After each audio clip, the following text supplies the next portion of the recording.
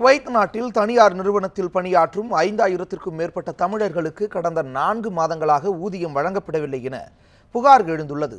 இதனை கண்டித்து குவைத்தில் அவர்கள் போராட்டத்தில் ஈடுபட்டுள்ளனர். குவைத் நாட்டில் கராஃபி நேஷனல் என்ற தனியார் நிறுவனத்தில் 30,000க்கும் மேற்பட்ட தொழிலாளர்கள் வேலை செய்து வருகின்றனர். இவர்களில் 5000க்கும் மேற்பட்ட தமிழர்களும் உள்ளனர்.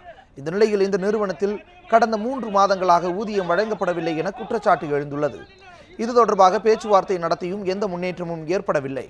இதனால் அந்நிறுவன ஊழியர்கள் உள்ளிருப்பு போராட்டத்தில் ஈடுபட்டுள்ளனர். தங்களுக்கு நிலுவையில் உள்ள ஊதியத்தை பெற்று நாடு திரும்ப நடவடிக்கை எடுக்க வேண்டும் என தமிழர்கள் வேண்டுகோள் விடுத்துள்ளனர். வேலை பார்க்குறோம், எங்களுக்கு 3 மாசமா சம்பளம் வரல.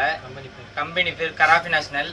நாங்கள் எவ்வளோ இங்கேருந்து நாங்கள் 3 நாளாக உள்ளிருப்பு போராட்டம் மாதிரி நாங்கள் உள்ள பண்ணுறோம். எங்கள் ரூம் கேம்ப் விட்டு இன்னொரு 4 நாள் யாரும் கேம்ப் விட்டு வெளியிலையும் வர சொல்ல மாட்டேங்கிறாங்க, வெளிலையும் விட மாட்டேங்கிறாங்க. நாங்கள் இங்கே உள்ள எம்பசிலையும் கம்ப்ளைண்ட் பண்ணோம். அதுக்கப்புறம் இங்கே யாரும் வரவும் இல்லை. நேற்று கம்பெனிலேருந்து வந்து பேசினாங்க. நாங்கள் கொஞ்சம் பேருக்கு மட்டும் சம்பளம் போடுறேன்னு சொல்லி சொன்னாங்க. அதுவும் வேலைக்கிழமை போடுறேன்னாங்க. 1 மாதம் சம்பளம் மட்டும் போடுறேன்னாங்க. அதுக்கப்புறம் என்னன்னு தெரில. இது வரைக்கும் எங்களை யாரும் வந்து அதுக்கப்புறம் எதுவுமே எந்த ஸ்டெப்புமே எடுக்கலை. நாங்கள் எல்லாருமே இங்கே இருக்கோம். பார்த்து எங்களுக்கு நீங்கள் தான் ஹெல்ப் பண்ணணும். ஊர்லேருந்து கம்பெனியில் கிட்டத்தட்ட தமிழ் ஆளுங்க மட்டுமே 5000 பேர் இருக்கும். பாக்கி மற்ற பஞ்சாபி எல்லாருமே நம்ம இந்தியாக்காரங்க எல்லாருமே ஒரு 15,000 பேர் இருக்கும்.